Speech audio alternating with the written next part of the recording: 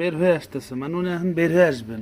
ওনার মানে আর এই ঘরে থাকতে ভাল লাগে না, উনি তাই বিদ্রোহ ঘোষণা করে বাসা থেকে বের হয়ে আসবেন। ওরে বাবা, আবার চলে যাইতেছে ক্যামেরা দেখে। কই যান? আর আপনি আইছেন কেন এই জায়গায়? কি চান?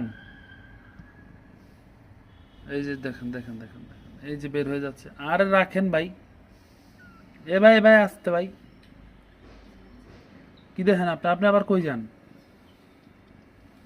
মানে এতদিন ওনার ইচ্ছা ছিল উনি বাইরে হইলেন না ক্যামেরা দেখে, আবার এনার ইচ্ছা হয়েছে উনি এখন বেরোবেন।